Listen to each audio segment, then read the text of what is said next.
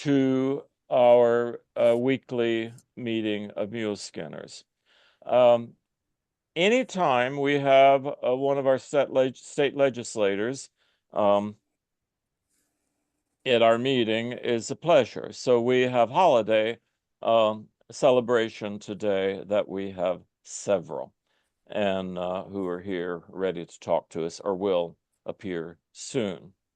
And I say that seriously. We always have such fun and such appreciation going both ways with our state legislators. We love our county and other people and city people as well, but somehow the state legislators is a Columbia achievement to get the ones that we have, to keep them, to help them do the work they're trying to do. God knows it's tough stuff. And that's what we're going to hear about today. We've asked him to come ready to talk about the new session that's about to start, anything they want to say about it, but also to tell us about bills that they pre-filed, a few of them anyway, and why.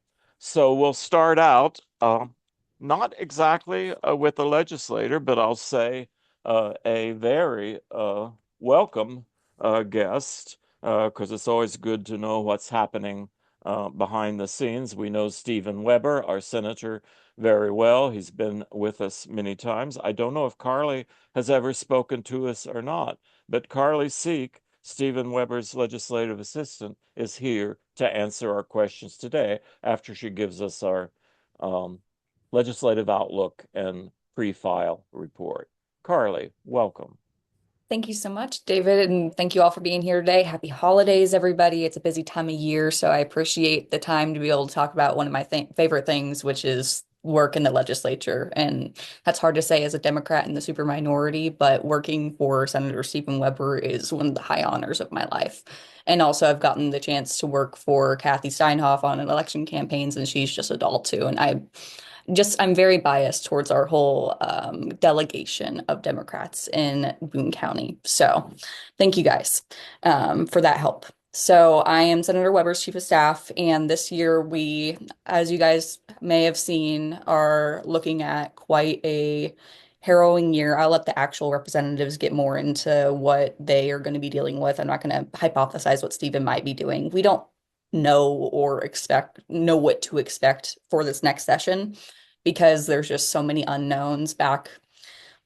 We've had 3 sessions since January this year, and that's pretty unprecedented for Missouri, and as well as those some key relationships, some bipartisan work relationship building was ruined due to lies and betrayal and utilizing parliamentary procedure that in the Senate at least is not utilized often, and then once overutilized is kind of a the previous question being overutilized is kind of a detriment to the function of the Senate because of Missouri Senate's ability and special ability to uphold a minority through the use of a filibuster.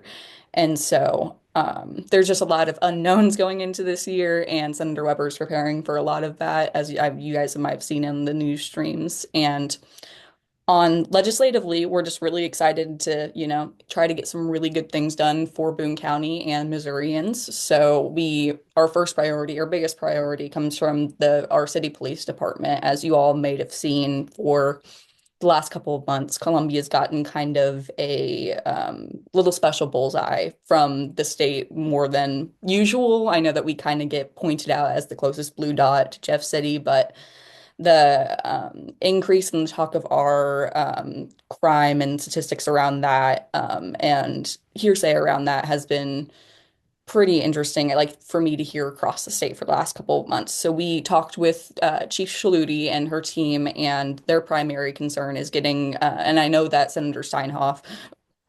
Representative Steinhoff, and other people are filing this legislation as well, or kinds like it, that will take guns out of the hands of minors. Because currently we do not have legislative authority, or our cops in towns do not have authority to look at a kid who's carrying a 17-year-old who's carrying a gun in downtown or anywhere around the county and do anything with it because it's technically legal. It is legal until they shoot something or assault somebody or do something with it. And it it being one of their main priorities, just we had to file that bill first. And I'm really excited to have an opportunity to hopefully get some common sense gun legislation in the state. Is really a uphill battle and really hard. But I think that this is something that bipartisanly, especially with having our police department to back us, is really important. Especially for the fundamental growing of our children and our towns and making sure that we continue to have a safe, fun place to live and breathe. So to continue, Senator Weber's main priority as well, always will be his main priority, is repealing the charter schools in Boone County that was enacted right before he was elected and served in 2025. So that's our number two bill. We'll keep filing it until we pass it. It is not going away. He is a staunch believer that public dollars belong to public schools, and we have really stellar public schools here, and we cannot continue. We cannot let another entity take that funding away. And once again, I hope I'm not stealing all of Kathy's material, but she has a lot more eloquent ways to say this. And finally, what we pre-filed this year, and we'll file a couple more bills as we go on, but I know that Senator Weber is really concerned about trying to find a way for the Senate to function to get some good bipartisan things passed, but also realizing where Democrats have a certain standard to uphold. So our last bill that we filed is the Compassionate Assistance for Rape Emergencies Act, which is we call the CARES Act. And that basically just says if a person is sexually assaulted and they're administered into a hospital, then they have the right to get an STI test. They have the right to get emergency contraception as well as like get wraparound services as well. So that's something that we've been approached by in years previous, and that we're staunch believers in getting that support. So overall, a big docket for this year, and I look forward to any questions. So thank you guys for your time. We have at least 5 minutes to ask Carly questions. I guess, Carly, we really have appreciated noticed the way Stephen engaged. As you said, it's not an easy thing to figure out how to do it. Will there be, do you organize for filibuster? Um, do you wait till the end and, and give your bombshells there? Um, um, I guess that's just a comment. It refers to something that you brought up. But if you have any more to say about the difficulties or the strategies, of course, this group always is interested in that kind of thing. I'll let you guys know as soon as I know said strategies and things. I know that Senator Weber, right? Part of what Senator Weber is working on, that another rock up the hill, is getting our team together and making sure we're all on the same page and doing the same things in lockstep so that we are as productive and strategic as we can be. So I hope that you guys will continue to see that more as we go on, and it'll be a bit more public because Senate Well, Democrats I have think some work to we've do. already noticed it. So yeah, continue the good work. Herb has a question for you. Yes, sir. Ms. Seek, thank you for serving in a very important position, helping to make the legislature work. One of the things I'd love to have, it gives me an opportunity to ask you for an observation on something that uh, senators sometimes don't like to talk about, and that is the state of collegiality within the Missouri Senate as it is reflected in the opportunities to do what one can as a minority on specific issues, get into some kind of agreement, the sort of thing that Kathy has done so well in the House. Absolutely. I appreciate that question, Mr. Tillema. So I will say from January to April 30th, 2025, And as you all know I'm looking at a lot of different faces here that I know have known Senator Weber through literally the decades. So he is somebody who is attunely been able to build bridges bipartisanly and get things through because of his relationship building. And I think that's such a strong attribute on his end. But I don't think that there is a way to negate or forget everything that happened in this legislative year and how they utilized and overused the Democrats from both chambers for their needs. Like I can at least I won't speak for any other representative here, but at least from my side, my point of view, Senator Weber was very, very disappointed and very like, saddened to see how much he got betrayed and how much he was lied to by people and like I know when you work with Republican senators who were on cycle and things, you're supposed to expect a certain level of things, but he had tried really hard, I think, last in the last regular session to work together well and then got kind of screwed over in the end. Right now, we're dealing with the gerrymandered maps, we're dealing with IP, we're dealing with abortion, we're dealing with everything else that has to come in 2026 as well, like it in a bad budget year as well to continue it. So, on my outsider perspective, I we aren't immediately like, oh, go, screw those guys. We aren't going to talk to them ever or things, but I think that things have to be accepted at a higher threshold than they once were because of how the stakes were made the last couple of months. Another question for Carly, anyone? I will say, Carly, that it's really a pleasure to have you here because we can talk about Stephen in ways that would embarrass him if he was here, and to meet you because many of us have been acquainted with the work of legislative assistants and how important that is. To get to meet you today was really great. So we thank Stephen for sending you, and we certainly thank Stephen for his work in the last session, and you know keep keep the faith for the next. No, I appreciate your time. And like I said earlier, it's an honor to serve Stephen Weber and it's an honor to serve Boone County, and you all are a part of that. So I'm just glad to be a small part of it. So thank you guys for your time and feel free to email, call, text for any questions. Always, room 329 is open if you guys need to come for some god awful reason to the Capitol next year. We always have a coat rack or things or candy. So let me know how I can be of service. Great. We will do that again. So good to meet you. Let's move on quickly. We have them with us, so we have to hear them all. And the next one is my state rep, Kathy Steinhoff. She happens to be for my district 45. No need to introduce her to this group. We actually gave her the prize as our legislator of the year in last chili supper. So now we have to think about who to give the prize to in the coming chili supper. Kathy, tell us about your view of the upcoming session and any pre-filed that you'd like to highlight. Well, first, I want to thank you for having me. You made the introduction so kindly about how much you appreciate us as representatives, but I assure you, we are so grateful to have this community to serve. You all just step up and stand out every opportunity you can. And it's tough to follow Carly. Nice job, Carly, on your presentation. I'm gonna You're queen. Stop. stop.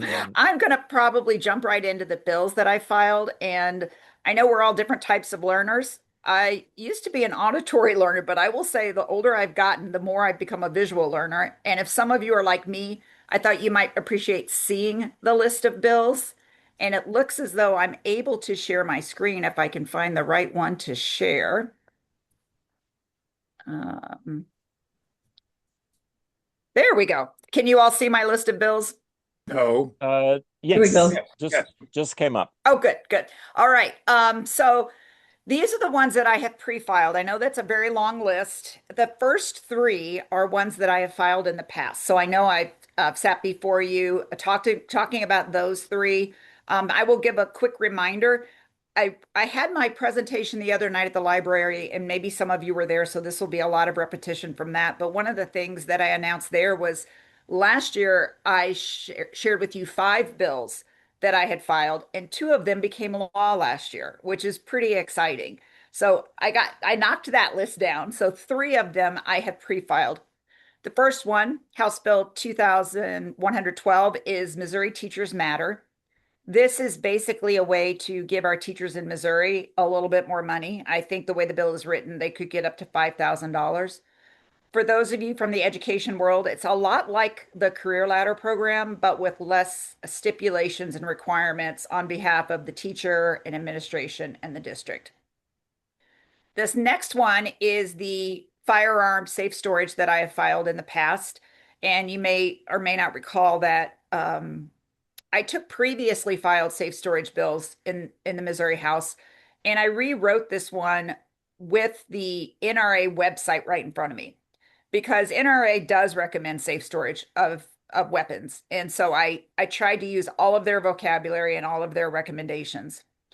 The third one is a voting rights bill that's mostly for students. So part of the bill is making it so like our high school students can get an excused absence to go vote on voting day. I know in Columbia that may not make much difference because we are rarely in school on voting day, but it would probably help other areas of the state. And the second part of the voting rights bill is so that college students could use their student ID as their ID to vote. None of these 3 got a hearing last year. So I think they're well-written bills. I still think they're important, so I refiled those. So now we get to 2263. This is a new bill that I've been working on, and it has to do with transfer of utilities. I had heard in the off season 2 different stories from people about how in these cases their spouse had died. And when their spouse died and they notified a utility company that their spouse had died, the company told them that they would have to transfer the utilities to the surviving spouse, which makes sense. But that because that surviving spouse didn't really have a credit history, they would have to come in and pay a deposit. Yeah. So the purpose of this bill is basically to prevent that.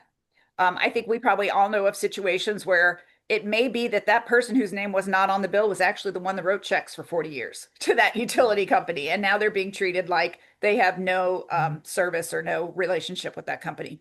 So this would allow that transfer to happen more easily. And I also included people who are incarcerated or deported. I think in each of those situations, you can imagine the stress that's going on in that household, and dealing with a utility company doesn't need to be added to that list. House Bill 2111, this basically would undo the elimination of the capital gains tax. I am absolutely positive it will not get a hearing this year. But I think one of the things, particularly for Democrats, is it isn't always about filing a bill that you think will pass the finish line. It's also about filing a bill that lets people see who you are and what's important to you. We know that the revenue estimates coming in were just released by the governor, I think it was yesterday, and they are rolling back on their estimate for fiscal year 26. And it's basically because of the amount of money lost for that capital gains tax elimination. It ended up far going past, far exceeding what the projections were for how that would happen. I know the governor's office continues to say, and many Republicans continue to say, Missouri has a spending problem. And I would disagree. Missouri has a revenue problem. And we're only making it worse by some of these things that we're hearing coming our way. House Bill 2499 is another one that I've been excited to work on because I've been working with our university students on this. It has to do with purpose-built student housing. So this is housing that is intentionally built to support for students who are attending a university. They usually have the model where there might be, for instance, we see these in Columbia, 4 bedrooms, 4 bath with a common shared space. And then the other thing that's kind of interesting that may be different than when we all went to school is that the leases are by bedroom. So even though there's a shared space, they lease by bedroom. So it could be that 2 people come along and they really want a room together, but they don't have anybody else to room with. So they sign up for one of these places, and then 2 other random people are put with them in that unit. And as you can imagine, that starts to create a lot of problems. Um, Not only do we have conflict just in trying to figure out how to resolve that conflict, if those students were on at university housing, the university takes care of conflict resolution. They work to try to make sure students feel like they're in a safe space. But when these are private businesses, they're not, as some of them are not as interested in trying to help resolve conflicts. And so as you can guess, the way the language is written, it in their leases, it favors the landlord significantly. I did a forum at the university 2 weeks ago, and I was able to really listen to students tell their stories about housing, and it was pretty horrific. I was shocked to find out that some of them are signing 89-page leases that they're not allowed to see before they sign it, unless they pay extra money to have their name put on the lease. And and as you can imagine, a lot of things that are in that lease, you're not going to be able to have time to read in 89 pages. And some of them just refer to things that are not mentioned in the lease. So these students come away with lots of charges all the time. They're constantly getting assessed fees when they move out. All of a sudden, there are fees they didn't know about, their conditions of the house. So what this bill would do is would require those programs, those businesses to provide certain things on the lease that would be more consistent and more appropriate for the group that they are building these houses for. The last two bills up here, Carly did talk a little bit about. My House Bill 2500 is actually Stephen's bill that I have just refiled in the House so that we would have it in both places. I'm so proud of our Columbia Public School Board for making the decision to embark on that lawsuit. And if that matters to our legislators, here's an easy way out. Let's just take this Senate bill and this House bill and let's just make it happen. Then the House Bill 2334, Carly did a great job talking about, and I know you all know the problems that we have in Columbia with youth being able to have firearms particularly in the downtown area, but really the problems are all around our community. And right now it's not illegal for them to do that. This bill is a little different than Stevens. We took two different approaches, and I think that's good because we want to be able, this would be a hard bill to push, but I'm optimistic there may be some Republicans that are also thinking that this is a step too far and that maybe it is time we rein this in, and trying to provide multiple pathways to that, I think is going to be good. Now, I know I've talked a lot already, so maybe I should let you see what questions I should also add, I am still working on a property tax bill. I was on that special committee for property tax reform, and the Democrats that are on that committee are trying to come around to some ideas around property tax that we all agree on. And I think we probably will either have base bills that we individually file that are common, or maybe the entire bill will be common. So we're still putting the finishing touches on that. But David, I'll let you see if there's questions about what you would like to hear about next. Yes, questions about these bills, perhaps. We start out with any clarifications. I have one that I can bring up. That is very interesting, that purpose-built student housing bill. I'm wondering if there's any kind of legislation, state legislation, that has been done this way, or if it's something quite a new way of doing things to have a statewide bill. Actually, no, we have not been able to find anything in Missouri law. Matter of fact, we haven't been able to find much in laws across our country when it comes to student housing. It's a really kind of a silent place, silent. I was wondering because that sounds kind of new to me. Kathy Jensen. Or no, Alice. I'll let Alice go first. I think I saw her. Okay. Kathy, unfortunately, I missed your talk the other night, but could you talk a little bit more about the lawsuit, which I'm really excited about? Will that, at the very least, delay the whole charter thing? What do we feel like our chances? I'm just thrilled that they're doing it. I am not aware of whether it will delay. I don't think it will, unless they request an injunction. So we'll have to see if that is a separate part of that. But I do think that they have a good chance. I think the biggest thing was the fact that you can't create legislation around that targets one district. And that's where they messed up, that targets just Boone County. So I think that that's where we will be able to make some room, especially when you establish the fact that charters in the past were only in unaccredited districts Right.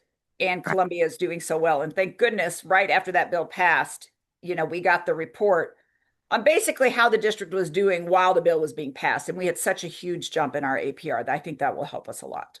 Right. Thank you so much. Very excited about it. Yeah. I hope they do an injunction. I'm going to call Paul Harper next. Yeah. And I'm sure he's on it, but I don't remember if that was part of the actual lawsuit. Okay. Thanks. Kathy Jensen.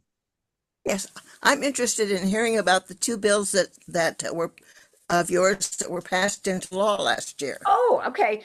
The first one was the cell phone, making sure that we had cell phone free, learning environments. That was Right. something that I filed the bill, but so did two other House reps, and then a senator also filed. So the four of us kind of worked on getting that across the finish line. And that bill became very large, it had a lot of other things in it. And one of the other things that I was able to get in was a different bill I had, and that was to expand services for young children who have the young child developmental delay category for their special education. There was a time period where they would be kind of kicked off in that if they didn't qualify for other special ed services. And it was a pretty young age, younger than a lot of our states. So I just got that to expand by a year. Wonderful. Both of those. Yeah.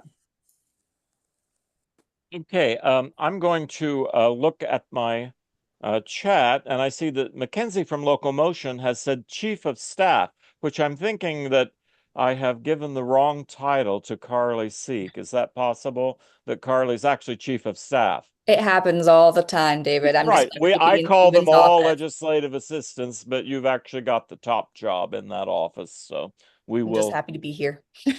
we will try to recognize that. Yes, they're all legislative assistants. We try to be legislative assistants when we can be too.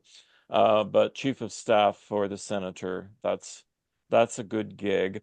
And Kathy, we can talk to her forever, but I will, if I see no particular question for Kathy, should probably hang around if you have one. I will go instead to the next representative, which is our friend Adrian Plank, District 47. I assume that you have filed for your, is it second or third term now, Adrian? Second term? Filing is until March, but I've already had campaign launched. So Yeah. yes, I'm running again. And this is the second term, right? For Kathy, the third term? No, we're on our second term now. So the next For run you will and be Kathy both, it'll be third term. Great. Okay, yeah. go ahead, Adrian. We're doing legislative outlook. Anything you want to say in general, and any pre-filed bills that that you want to draw our attention to. I mean, yeah, there's a lot of things I could talk about. We could talk for a couple hours if you wanted to. I'll try. I filed several bills. Matter of fact, there was an independent article that said there was 40 some bills filed out of Boone County, and half of them were mine, or whatever the number was. But yeah, I've got a couple marijuana bills, one that allows more licensing for more competition, which is kind of my bait bill for the rest of my marijuana bills. Get Republicans on, less government, and then maybe even then my other stuff to it. I've got one that allows for somebody who has been incarcerated to advocate for themselves to get out for a nonviolent marijuana charge, so they're not left behind. There's a lot out there. Sometimes people just they don't have a voice. So if they can petition the court that put them there, then that's what allows it to happen. I've got so I just talked about that one.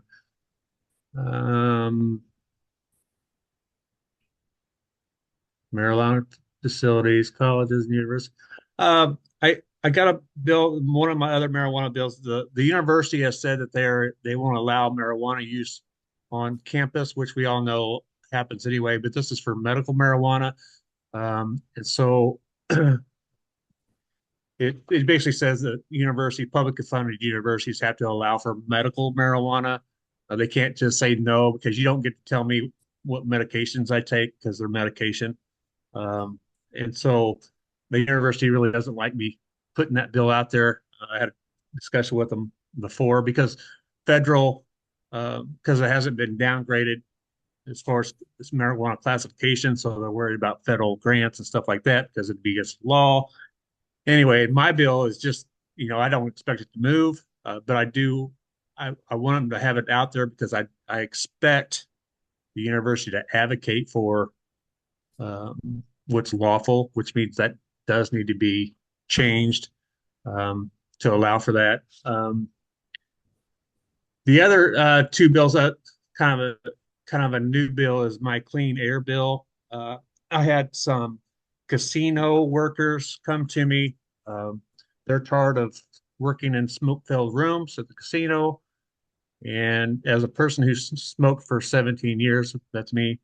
I haven't smoked since 2011. And after going through heart surgery, I know that if I was still smoking, that procedure would have been a little more risky, a little more costly. And, we talk about healthcare costs and what we can do to lower them.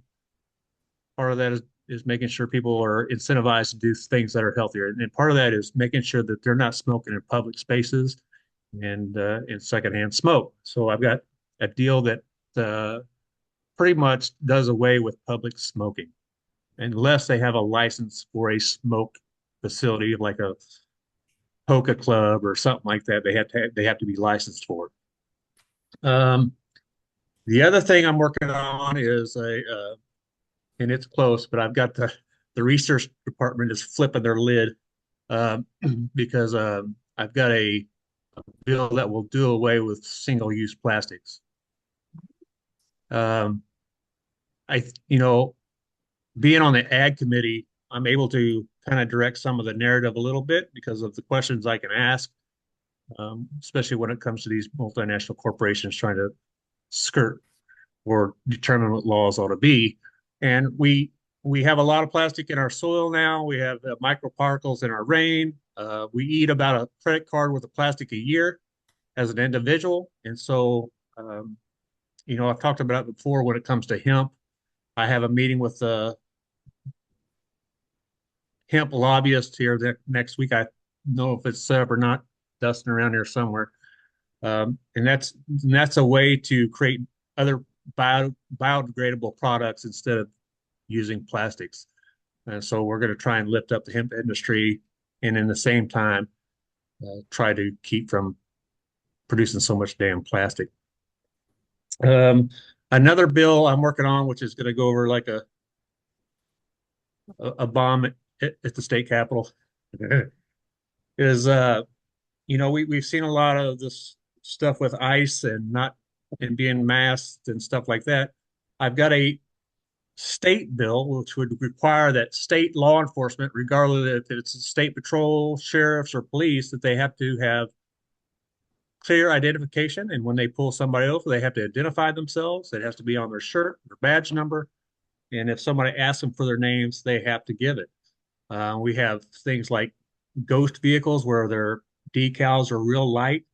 But if they're pulling me over and I don't know who they are, that's a risk to me.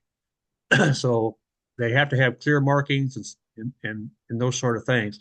And so I think, and I got that one for local, but I've also got one for ICE.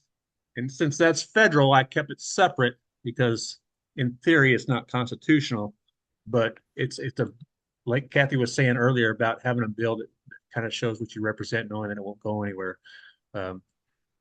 ICE agents should be identifying themselves too, because there's no accountability if you don't know who they are. So those are my big changes for the year.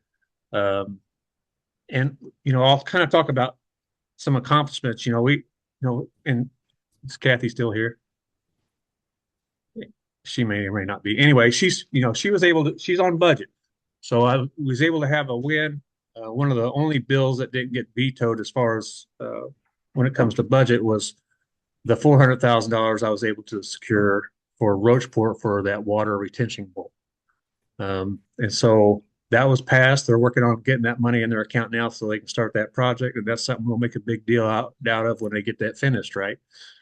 And so that's a huge win for Boone County. The other funding project was the MER project. They were able to do that through the special session because they couldn't do their job in the regular session. But so I'm not going to have to concentrate on budget items this year. We've worked with Sturgeon and Harrisburg on their budget issues and created some different alternatives to sewage expansion. Harrisburg was having trouble flushing the toilets at schools because they're at capacity. So that's not good, and so they can't add businesses or houses or anything because they're at capacities in both those towns. And we've come up with an inexpensive solution. They're now putting enzymes in their sewage holding facilities, which is eating up sludge, which is creating more capacity, and it's maybe an eighth the price of having to expand your holding tanks, your holding ponds. So, and those are things that they can finance through their own taxes that they get in, instead of having such massive expansions that they can't afford to do it tax wise. So, other than that, I'd say if you got any questions, I'll glad to listen. I want to go to the chat. Pam Springsteel asked she thinks that marijuana has been rescheduled to level 3. I'm not sure that's already done or not. Will that make a difference? Will that make a difference if there's been a lightening of the federal load there? Right. So Trump has done an executive order. We know how permanent those are. They're not. Yeah. So I can appreciate it that he's trying to do it, but he's avoiding Congress to get it done, which means it's temporary. It's right. So the point of the bill is just to bring attention to it. And then a similar kind of qualification or clarification from Dave Rathel. He's wondering if there's a need to name ICE in your bill, because it seems that if you have a state law that people have to identify themselves, then they have to, whether the federal government wants them to do it or not. I mean, how do you see that working? No, that's right. I mean, you're going to have, I got the state bill for state law enforcement, state, city, and county law enforcement, which is needed too, believe it or not. But the ICE one will be directed solely at ICE. And like I said, I don't expect it to go anywhere. Okay. So they're separate bills, but they're essentially the same, just one's federal, one's state. And then I'd like for you to study a long one in the chat, Adrian, because it is about a statewide possibility of a statewide cyclist, or let's say active transportation plan that would be aimed toward safety on the state level rather than just local level. This is a important question brought by Bry today, and I see we have McKinsey. What's the question? from Molecular Motion. Is it possible to develop a statewide active transportation plan that will protect the safety of cyclists, or is that going to have to be handled locally? Well, you can study the question. You can study the long question and maybe get more out of it, but that's my way of characterizing it. Yeah, and when it comes to bicycle safety, a lot of that's local control, so it's going to be city stuff. I've been doing a lot of work on the bicycle thing, especially when it comes to Amtrak. MorePack is kind of an organization who advocates for bicycling. And so we've been working with them and Amtrak to get bicycle clubs from out of state to use Amtrak in Missouri. And what that means is if you've got somebody or a bike club in Chicago and they want to come down here and get on Amtrak to ride the Katy Trail, they can get on with their bikes in St. Louis, take the train, get dropped off, say Warrensburg, get on the trail, ride their bikes all the way back, and then they get and then they can go from there. They can have their time in Missouri, be on the trails, and it's been pretty. We're almost there. So those will start. I was hoping it already started where they have these trains set up for these bike clubs. And what that entails is having bike racks on luggage cars, which we've got that figured out now. They've even got a mascot. It's an otter. Can't remember what his name is now, but anyway, so we're almost there to where we're going to be able to have like a bike week where those trains can be set up just for those bike clubs to get bikes on and off those trains. Labor's a thing, getting those bikes loaded and secured and back off. And some, like e-bikes are kind of heavy, and there's lots of things that they try to consider. And we've just about got it knocked out, and we'll be able to see more activity when it comes to bringing people to Missouri to spend their money. That's interesting. And state officials are cooperating with Amtrak and federal officials on ironing out these details.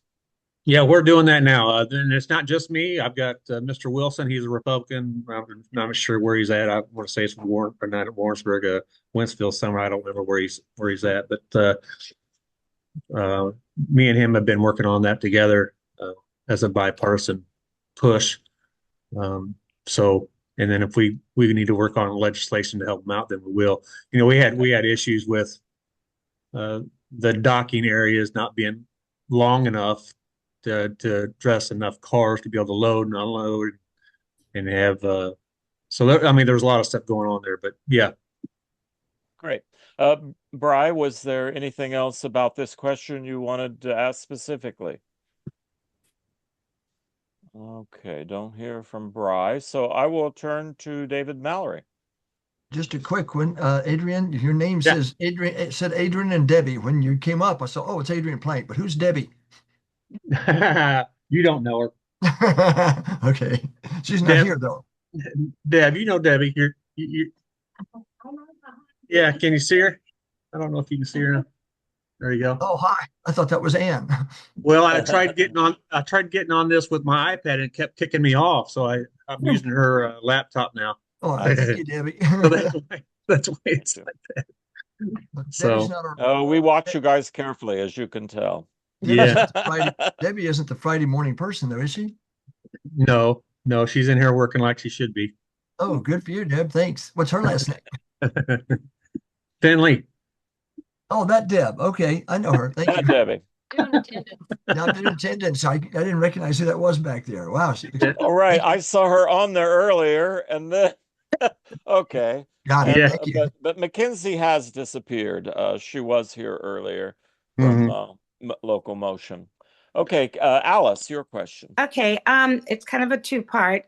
Adrian, I hope that our entire delegation, whatever they can do to encourage a state transportation plan, because issues that have come up in Columbia recently about pedestrians, panhandlers, protesters, right, infringing on our rights to be on medians. I'm really concerned about that. And similar bills have been ruled unconstitutional around the country. So they're rewriting this one. The hearing's February 2nd. I'd love for you to attend the hearing in Columbia. So I'm real concerned about that bill, but perhaps if there were a straight transportation bill, it would lay out some guidelines on these kinds of issues. But that's a city ordinance, right? Right. But if we had a state transportation plan, it would talk about some of these issues, I'm assuming. Well, the city ordinance that would, in my mind, is probably unconstitutional. By law, panhandling is speech because you're asking for money. So if they don't word it properly, it will be unconstitutional. And that's why their city attorney is rewriting it. I think she realized that. Interesting. That's a great way to say it, Adrian. Handling is speech. But also, I'm a protester every week, maybe more often than that. And I want to be able to be visible on these medians when I Well, have the energy to, you know. public spaces, you're allowed to be there. I mean, it doesn't matter if you're there just so you're not blocking people from walking on the sidewalk. If it's a public easement, you're allowed to be there. You're allowed to speak. You're allowed to do all that. And anything other than that is against the law. I mean, that's constitutional. It's So different. I'm going to It's different invite if you you're. to the hearing February Yep. 2nd to say those things. Oh, that's easy. You know, it'll be in the evening. I'll remind you and Dustin. Okay, my second part of my question is, I know that a local Columbia person recently talked to you about a bill, it's in other states, that would let people know that pesticides were just sprayed on lawns. And when is the last day to file? And I love that bill. I love that proposal. Yeah, I got that phone call yesterday, actually. I got the phone. Well, let me rephrase. I missed an email, and then I got a message saying I missed an email, and so I'm now aware of that situation. And this lady had the neighbor spraying chemicals on their lawn, and it killed a lot of her plants on her property because of drift. And so that drift is common for that product. And she ought to know what that neighbor's spraying on her yard because it's affecting her and her plants. And so if she's growing tomatoes and all of a sudden all the tomatoes die because of the company was, I believe, Atkins that was spraying that. And Atkins is now not being forthright about what they're spraying. And she's asked, and she says, "I don't have to tell you that." And so that's a problem. You should be able to protect yourself from those types of chemicals. Great. I will allow some more questions, but first I want to check that Gregg Bush can hang around a little after 1 o'clock because we're running out. Okay, he's got time. So Herb, go ahead and ask Adrian. I just noticed that Gregg has joined us. Thank you. And express once again what all of you have heard from me many times, how much I admire the delegation that we have from this area in our state legislature. And I'd love to hear, I'll ask the hard questions another time. And Gregg? Okay. Well, then a little more on time than I thought. We will move on to our fourth guest. And by the way, I'll say that, of course, our other representative, David Tyson Smith, from the 46, is it? I forget his number.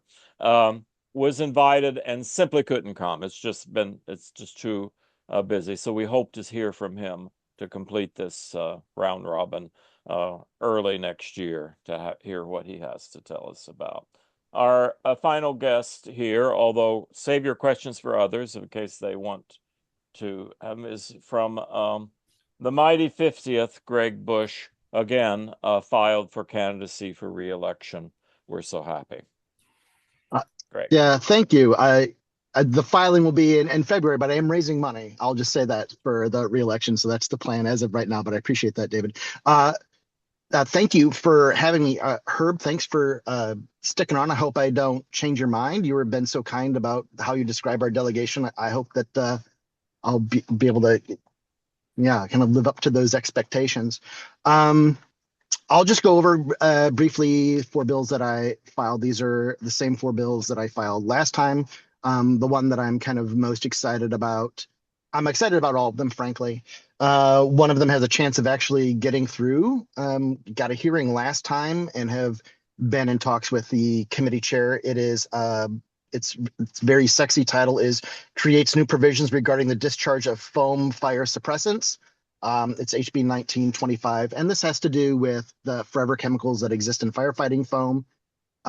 Not only does this bill kind of outlaw the PFAS in firefighting foam, all except for a very narrow usage, but it also mandates alerting Department of Conservation so that they can begin remediation efforts immediately if there is any disposal of the PFAS firefighting foam That got a hearing. I worked with a Republican sponsor as well. So I'm hoping to get that kind of over the goal line. It is explicitly nonpartisan. Another one that I think is I am hopeful for that it was actually added as an amendment on a bill last time. It has to do with removing prior authorization from inpatient psychiatric stays. The need for prior authorization from insurance companies. We had a big prior authorization bill that actually stalled in, excuse me, in the House. Got through the House, but then it got stalled in the Senate last year. But that's if you don't know, if you need treatment for a illness, disease, surgery, that sort of thing, they always have to play Mother May I with the insurance companies. Your physician has to, and in order to get your insurance to pay. So this would remove that for inpatient psychiatric stays. I'm hoping that can move a little bit further. There is, I have a bill that is going to restore the First Amendment to physicians. Physicians right now are barred from inquiring about firearms or in people's homes during, physician stays, during physician appointments. So this bill allows a physician to educate on any lethal or potentially lethal device in the home. I believe it's important that we have every opportunity to educate people about what safe firearm storage and usage is like. And I trust physicians to do evidence-based training. And so that is something that feels nonpartisan. As a matter of fact, the physician gag order has been challenged in other states. There was one in Florida. It was challenged several years ago and was found unconstitutional. Alas, we haven't had a challenge here in this state yet. Excuse me. Another one that I am, by the way, I'm parked. My son has a class party, so I'm like parked outside. There's going to be a class party here at like 1:15, so I'll be able to stay around for a little bit afterwards. But I'm excited before Christmas break or holiday break. The last one that is I'm refiling again, and it has really come to a head this time. It's making sure that healthcare professionals are not allowed to document, aside from accessing services, any patient's immigration or citizenship status, and it prevents them from disclosing that, particularly to law enforcement. And as a matter of fact, this bill has provisions on healthcare professionals' licenses if they do, which has a little bit of teeth. It doesn't just say, please don't. It says, if you do, and it is willing, you will be, your license you will have a hearing about whether or not you can maintain your license. Look, kids come to our schools. It matters not where they came from. We have an obligation to teach them. When people come to our EDs or to physician appointments or whatever, urgent cares, we have an obligation to heal them, to treat them and cure them as best we can. It matters not what brought you to my door as an RN. The only thing that I am charged to do is use all of my skills, powers, and abilities to heal you. I don't care about your immigration status or your citizenship status. I didn't know any place else that was doing this, and I filed this last year. I actually said this in front of a bunch of student nurses and nurses in the third floor outside the chambers, and they applauded, they cheered. And each person had a story. Most of them were OB stories or ED stories about people so scared to come in for their pregnancy appointments or having complications with a pregnancy, or just if their child is sick and you just wait the last possible minute. And so many stories they were told of people that were scared to come through, and they're already scared because their kid is sick. They're already scared for all of those reasons. They should not have to be scared for law enforcement to intervene either. It's unconscionable that we have to make a law about that, but I want to make sure that anybody who is sick or injured can seek treatment, particularly in the emergency room. I have another bill that has been greenbacked, but I haven't submitted it yet. Excuse me. It is respiratory care compact, so that it's a workforce development bill. Respiratory therapists can, move from state to state without having to kind of re-register in every state. There's a compact. Nurses have the same sort of thing, and I'm on professional licensing and registration. I'm hoping that will get a hearing. We've done that sort of thing before with law enforcement, particularly this last year. I'm hoping that that will go. And I have one other bill that I'm working on about. So there's this thing called the Montana Plan, which is kind of circumventing Citizens United. Citizens United, I'm sure everybody here already knows, but Montana has a thing about rescheduling corporations, making sure that they are not able to unfairly influence elections.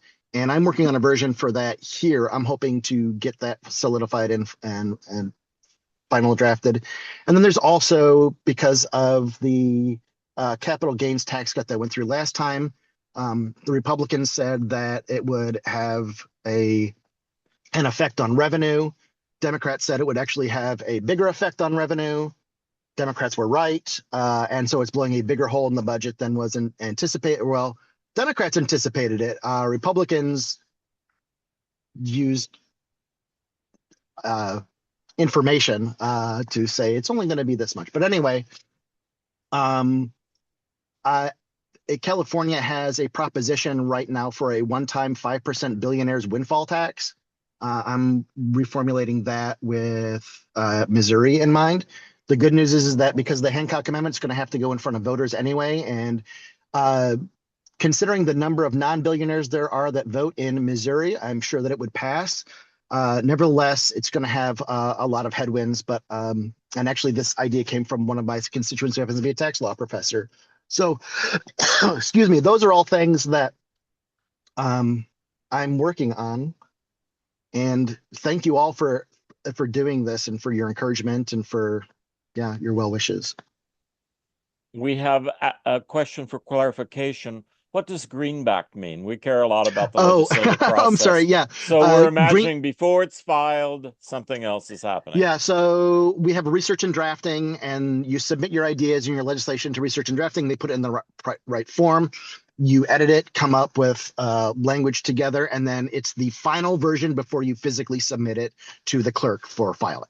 So greenbacking, it means that. And after they're filed, there's also a committee that tries to evaluate which legislation should be taken up, right? I mean, what's that? There is called? A speaker who does that. Definitely the speaker does that. There's a speaker who does that. Some committee too? There is a speaker who does that. So no committee. And then gets assigned to a committee, and then the committee chair decides whether or not they want to hear it or not.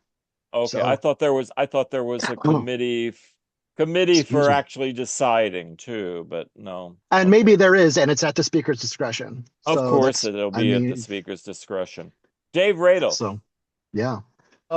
Yeah, you mentioned the Hancock Amendment, and I just wanted to jump in. I've been reading through the HJRs for the Rural Caucus, and one of them, I can't remember the name. The way I read it, I'm pretty sure they want to take away what remaining tax authority the Missouri legislature has under Hancock. They would, whatever percentage you're allowed to raise it now would be taken away, and any tax increase at the state level would require a statewide vote. Have you seen that? It's in the first 10 or so of the HJRs. You don't have to go very far to find them, but that's just only some of the crazy stuff they're going to try to do. Just wanted to throw it out there. Yeah. I mean, let's not forget they've been running the state for 20 years. Everything that has happened is at the feet of the Republican majority. That includes half of our hospital beds not existent anymore. We have less than half of our psychiatric beds in the state than we did have 20 years ago. We have people, hundreds of people sitting in jail right now waiting for their time in court because they have been deemed not competent yet to stand trial. And so there's a restorative process to that. We have a hearing coming up on that. Yes. All of those things have been predicted by people that have not been in the majority and are coming to fruition. All of those things. We've lost a third of our hospitals in the state in the last 20 years. Meanwhile, the budget for Department of Mental Health has more than quadrupled in those last 20 years.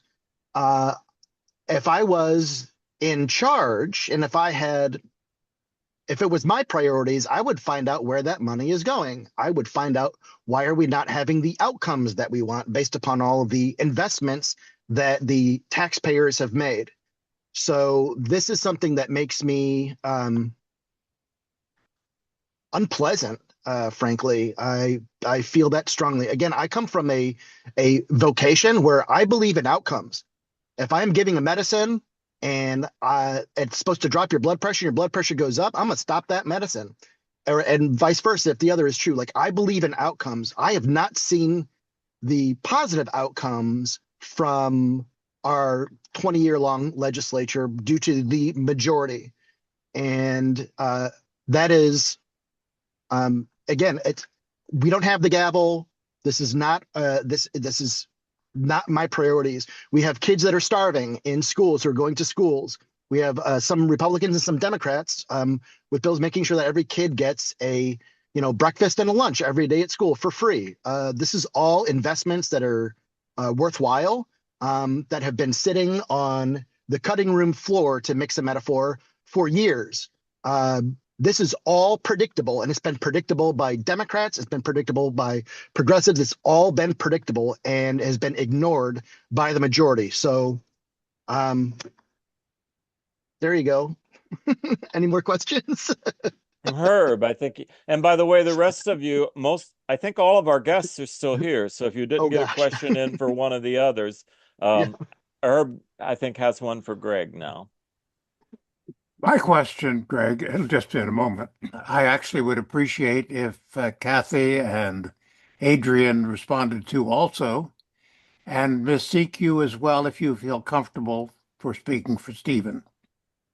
Among the bills that you have filed, and also bills that you have you formally or informally associated yourself with, but you are not the primary filer, is there one that you would like us in the public to remember you in connection with? How's that for a bad grammatical sentence? Since I'm unmuted here. Is there one of the bills you talked about, or another you have signed on to, formally or informally, that you would like particularly to emphasize or underline for people to remember with your association? And that's a question for all of you. And anyone can break in and ask. You have to unmute yourself first or answer. I want to be remembered for D, all of the above. I'm sorry, I know that's a cop out, but we have so many there is no lack of opportunities for improvement in our state, and it's like right now it's like trying to pick a favorite kid for me anyway, but I won't want to speak for everybody else. I don't have kids, but I would also agree. I have cats, and it's about the same difference. And our first three bills, I'm very personally, and also we're also officially up to. And we all know that his huge thing is getting charter schools out of Boone County, and his thing, and that's a big piece of our campaign. But he's also just a Democratic stalwart. So anything that we can do to make things better. Yes, we associate our legislators, local legislators, with certain expertise that they've had, but they all get involved in everything. So the answers could be interesting. Anyone else want to want to try to satisfy her that you have us have Go ahead, Kathy. the most amazing or the most unusual or the I didn't think I'd ever get done kind of a story to tell? I missed the question because I tried to open my computer and dropped it and it turned off. So Oh, he was saying, and it's kind of asking you to almost identify that we hoped we would remember a particular thing that you did. And maybe it's getting legislation passed, or maybe just filing something that you want to stand, a hill you want to die on. I think there are probably a number of possibilities on that one. I would say, if I'm understanding your question right, I would say what's kind of difficult in answering that question is I'm not sure I will be remembered for the things that I'm most proud of. Exactly. Because those things are just happening in closed rooms, and I'm walking out of the room going, I cannot believe I just got away with that. And the bill changes and it's still under somebody else's name, and nobody knows that I was the one that threw an or in instead of an and, or expanded when it went into effect, or something. Those are the sort of things, and really mostly around education, just trying to protect as much as I can. And as I say, we can think of things that I remember each of one of my legislators, certainly Gregg, and healthcare. In fact, I had a little question about that, Gregg. Adrian hasn't spoken yet. Oh, he wants to hear from Adrian, of course. Our file officer. It's the question's quite daunting because when we push for things at the Capitol, we don't know what's going to make it. So I've been fighting Bayer Monsanto's for the last 2 years. Looks like Dane Deal has filed that same crap legislation again, so I'll have to have that fight again. And so we've been able to defeat that multinational foreign corporation last couple of years, kind of because they've kind of got more money and sense, they kind of defeated themselves. But it's not necessarily about the policies that I'm able to get through. It is, but it's also about the policies we keep from coming through that's not good for us. And so, if I would say, all the bills I've got, they're all fine and dandy. But if I keep Bayer from keeping Missourians from getting their due from the cancer they got from those products, and that's a huge win for me. That's a huge win for Missouri. And so that's something to be proud of. And of course, as a collective group that we are right here, it's important that we talk about our successes, because there's not going to be a ton of them. Get the stuff in the budget, which Kathy helped do. We all work together in different ways, and then again, it seems like we're so far apart, but on certain things there's things we get together, and I think those successes need to be broadcasts as an example of how things ought to be done. That's as I talk about this often, as the Democrat with the most rule, it's important for me to be successful in rule, to have those contrasts. You've seen John Martin grandstand Hallsville with freedom of speech when it comes to Charlie Kirk. Well, the contrast is when Harrisonburg School has a problem or something they want me to take care of, I do it to help them, not to hurt them. John Martin was part of forcing a couple teachers out. Those small towns can't afford to lose teachers, and so we've got to be able to make those comparisons and say this is why we need Democrats versus having Republicans who have done their most to destroy rural communities that we've ever seen. My favorite memory of Adrian, at least recently, is when they cut his mic off, but not before I got to hear why they did it. I just love that moment. Because I plan on there being more of those moments this year. I think it may happen, Adrian. And I hope you can do it in the dramatic way that you got it done that time. Well, that's the thing about them. They're very vindictive up there, and if they don't like what you have to say, they're going to shut you down. But they've kind of force us into grandstanding, and I don't like doing that. But if I'm going to be forced to, I'm going to do a good job of it. Okay. My question for Gregg, it's from my experience with matters in university, it's very important to engage the national and even international professional groups. For example, if the if the if the professional group says the doctors have to be able to do this, and nurses should do that, then that's really, I mean, are they helping you in these things? I guess is what I'm asking. Or are professional groups reluctant to get involved in political legislation these days? If they are reluctant to get involved in political legislation, I'm not aware because Okay, they are so up you're there finding them helpful. talking about things. Good. And look, I mean, these professional groups know that it's politics. They are not partisan. Right now, the APR in language is being carried by a Republican. So I don't need to file it. Transition to practice, full prescription authority, like those are things. So what I get to do is kind of operate behind the scenes and keep talking to people why it's important from my point of view and getting associations in contact with legislators. It's the member that filed it. We don't see eye on everything, but we see eye to eye on a lot. And it's been really good to work with them. Same with the Senate bill on this. Speaker Patterson has been very clear that he's not even going to let it get up to a vote, but we're going to keep building power. I heard one statistic say that it's about 8 years for legislation to be filed for it to pass.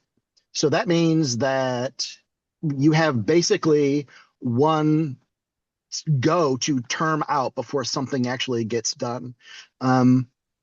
And professional organizations are integral into keep pushing things forward. And I'm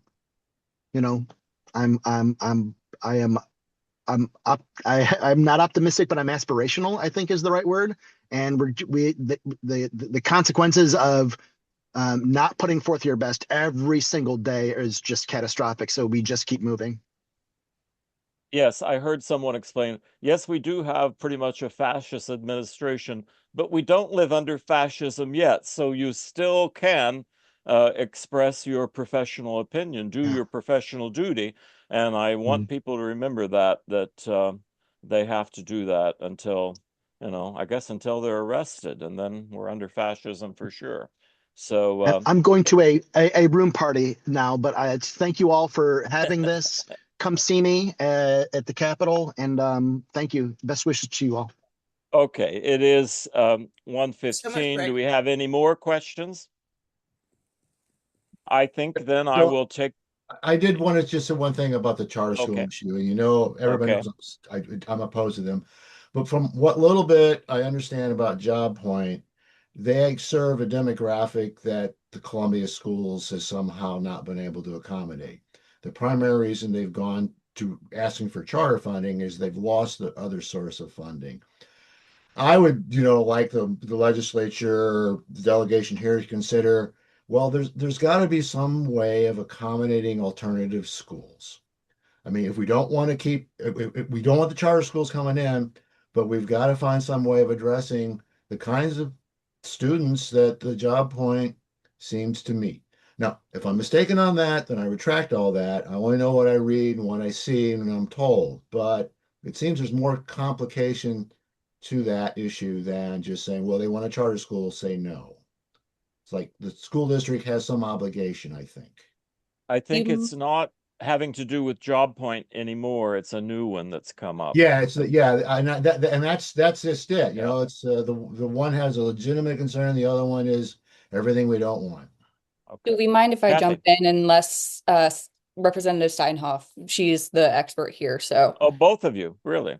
Well, I was just going to say really quickly that, Dave, I really appreciate your point. And I think that's correct. And we also have in Columbia Public Schools, we've met with them in the last couple of months. And once again, I do not have children, but I have been able to see what they have done for their career centers and for their students, for those wraparound services that Job Point was able to fulfill through contracts with CPS. So I can say with confidence that has maybe 3 or 4 students who are leased through Job Point currently, and every other student is met through the career services, through the career centers of all 3 public high schools. And then I know Douglas has their own specific programming, which I don't know enough what, and I won't get into.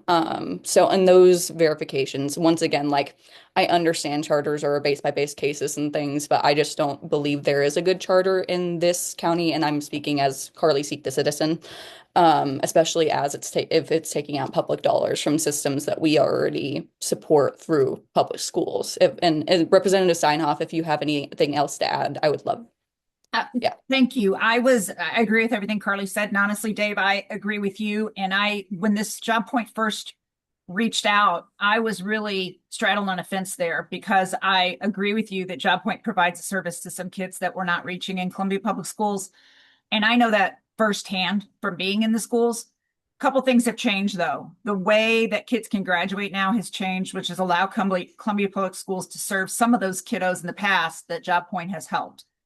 The other resistance when I started to step into this conversation, I kept saying, Job Point, try to be a charter under Columbia Public Schools, because school districts in the past have been able to sponsor charters.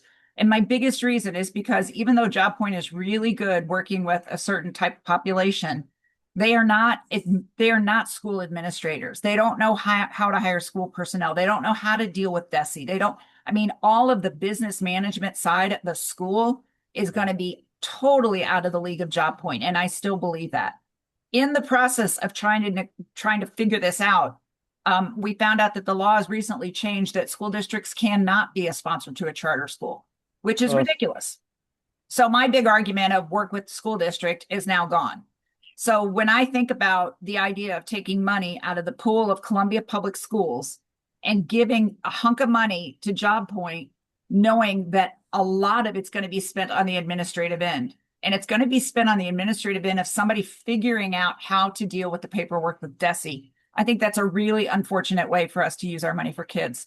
What I would hope would happen within Columbia Public Schools, I wish Job Point would get out of the charter business and renegotiate a little bit more with Columbia Public Schools to see if those 3 students who are currently being served under this model could be increased a little bit. Yes, I told that some things had gone sour in that relationship in years past, and there was some need to reestablish that. And there are multiple ways that these students can be served. It's not just Job Point, and it's not just the CPS Career Center. There are several others that CPS can work with. It's got to be difficult. In fact, we had 2 sessions on this that were some of the highest. Our YouTubes were run hundreds of times by people watching this. So I recommend, if you haven't seen John Martin showing up, is that his name? Yeah, for Job Point. John Scalise. John Scalise showing up. Right, John Martin is another guy. John Scalise showing up for Job Point, and then also CPS people, Columbia Public Schools people showing up kind of to answer his proposal and to talk about this kind of in the way that Kathy and Carly have told us today has been the kind of thing they're working I apologize. on. I apologize. I missed those. I was probably when I was out of town. Watch them online. Okay. I think you'll get a lot of good discussion. It's important stuff, as Kathy noted there. I think the big thing is to realize it's a lot more complicated than it sounds. It's not just, let's give kids another opportunity to learn, because I'll be the first to stand up and do that. But when you start thinking about trying to serve maybe 40 kiddos, and some of them have learning disabilities and some of them don't, and now Job Point is their entire education system, is Job Point going to really be able to provide all that? Are they going to be able to provide those kids with choices in their courses? I get that they're going to prepare them for opportunities in their future, maybe in a different way, but we need to be more thoughtful about how we put that together. Right. Very good. Herb still had his hand up. Hello? Herb still had his hand up. I don't know. No, it's gone now. Herb's Oh, hand Okay. automatically popped up just as out of character habit. okay. Anyone else? We really have gone a long time now, and but we hate to let go of our reps. But I bet you they'll be back again. I bet you they'll come back with a campaign, or they'll come back with a an issue, and we certainly welcome them. And we ask them to send their legislative assistants or their chiefs of staff too, because we really love to meet these people as well. Um, Kathy and the programming committee, always happy to hear the concerns of our legislators, and we love spending time with you and look forward to running into you at holiday gatherings, at other protests, and issues come up. Anything else? I'll say then thank you to our guests. Gregg already left, to Carly, Kathy, and to Adrian, for all that. And I'll close this session and stop the recording now. And